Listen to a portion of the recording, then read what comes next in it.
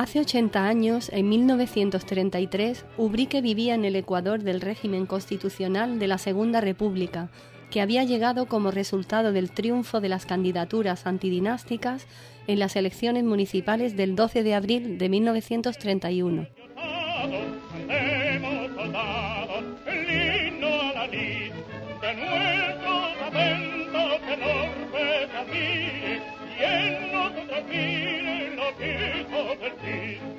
A comienzos de 1933, el gobierno local seguía integrado por 3 republicanos moderados, José Esquivel, Francisco Vallejo y Pedro Rubiales, y 2 socialistas, Rogelio Moreno del Castillo y Andrés García. Sin embargo, una serie de circunstancias históricas van a propiciar una crisis institucional en el municipio.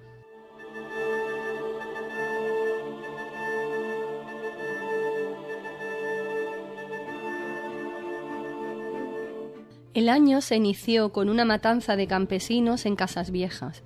Los anarquistas de esta pedanía de Medina Sidonia habían acudido a una llamada a la huelga revolucionaria lanzada a escala nacional por el sindicato CNT, pero sin saber que ésta no había prosperado. El episodio culminó con una cruel represión ejercida contra jornaleros indefensos por tropas del asalto al mando del capitán Rojas.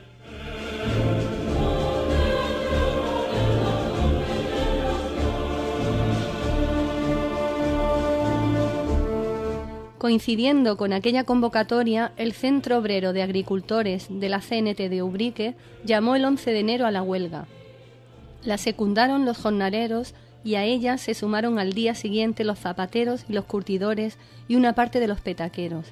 Hubo una gran manifestación en la Plaza de la República, liderada por Rafael Ruiz Velasco, que fue detenido. En respuesta, los revolucionarios cortaron el fluido eléctrico en el Benalfí e intentaron volar el puente de la carretera de Ubrique a Las Cabezas para evitar la llegada de fuerzas de asalto sin lograrlo.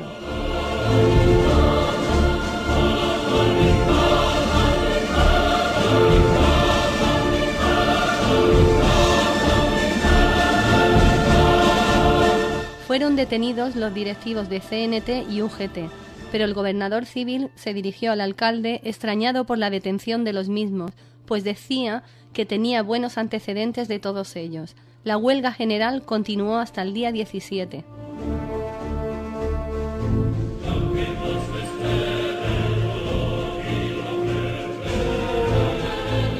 En protesta por las detenciones practicadas, las 4 sociedades de oficio de Ubrique, agricultores, zapateros, curtidores y petaqueros, de CNT y UGT, hicieron otra huelga general, ahora de carácter político, del 2 al 4 de marzo, en la que pedían la dimisión del ayuntamiento por su actuación contra los huelguistas.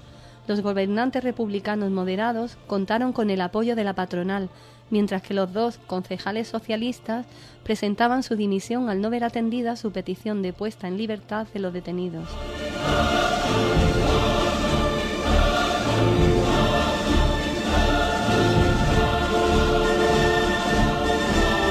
Se rompía así la coalición de republicanos moderados y socialistas que gobernó el municipio en el primer bienio. Por otra parte, este año se inició el trámite para adquirir una casa de la calle Moreno de Mora para instalar el cuartel de la Guardia Civil.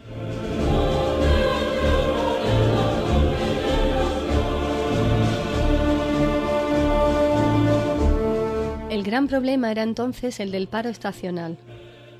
Una estadística del año anterior indicaba que de los 1.292 trabajadores censados estaban en paro 275, lo que representaba el 21% de la población activa. Al principio se les ayudó con socorros.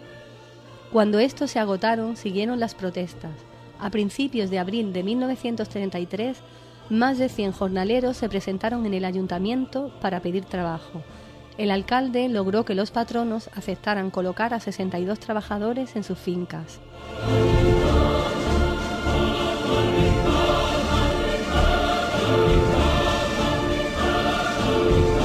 Para paliar el problema del paro forzoso, el gobierno local republicano promovió en julio de 1933 la construcción del camino vecinal de Ubrique a la Venta La Albuera. Como el problema del paro era general en la comarca, los alcaldes de la sierra se reunieron el 23 de julio a propuesta del de Olvera, para exigir inversión pública para crear empleo.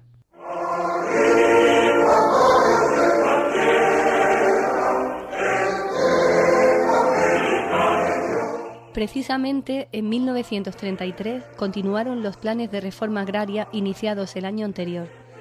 Era el gran proyecto de la República. La Ley de Reforma Agraria se aprobó en 1932 y durante el año siguiente los propietarios de Ubrique inscribieron en el registro de la propiedad de Grazalema las fincas susceptibles de someterse a reforma agraria, como prescribía la ley.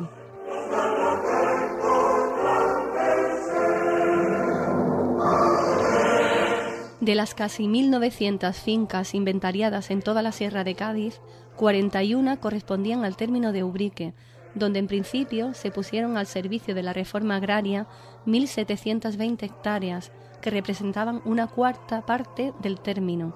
De esta superficie, casi el 60% lo formaba un solo latifundio, Cardela, de la familia jerezana de Ana María Gómez Boórquez, y sus hijos José, Ana María y Fermín Boórquez Gómez.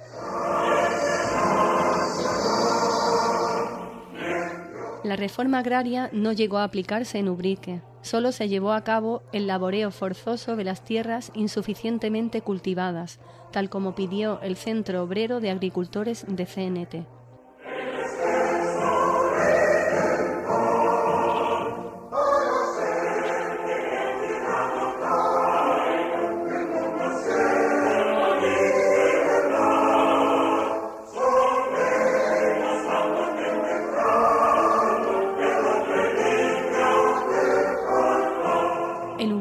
La República se preocupó especialmente por la cultura y la enseñanza. En 1933, por iniciativa de Andrés García, el municipio continuó con la subvención a la Sociedad Cultural La Biblioteca, arraigada desde los años 20.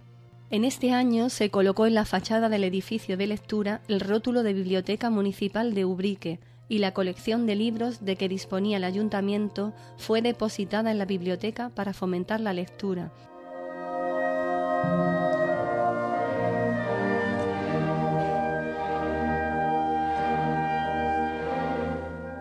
Además, Andrés García y Rogelio Moreno promovieron la creación de 2 nuevas escuelas públicas, proyecto que se aprobó en septiembre. La banda de música volvió a dar conciertos este año, con un contrato firmado con el ayuntamiento y los establecimientos de bebidas. Sin embargo, no se aprobó una petición hecha por el Club Deportivo Ubriquense para establecer un campo para sus ejercicios en el Cerrillo de los Batanes.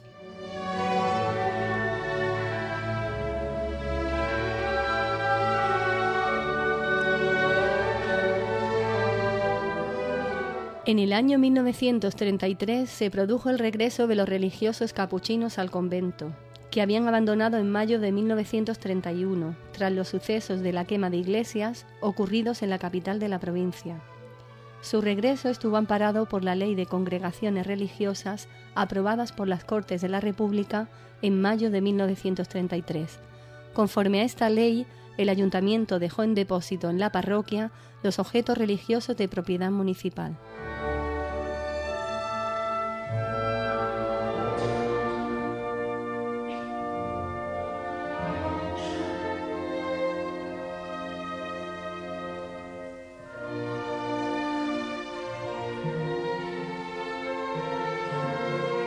La Constitución de la República, aprobada en diciembre de 1931, incluyó el derecho de la mujer al voto.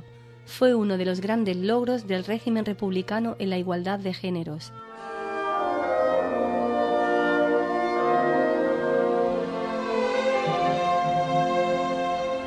La mujer pudo ejercer por primera vez el sufragio en España en las elecciones generales celebradas el 19 de noviembre de 1933.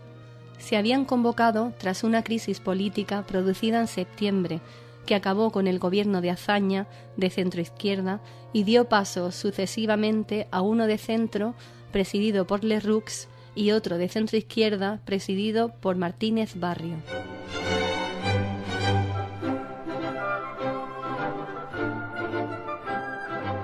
En las elecciones generales de noviembre de 1933 venció el centro-derecha en el conjunto del país. En Ubrique, donde dominó la abstención promovida por la CNT, también se impuso la derecha. Comenzaba el bienio conservador.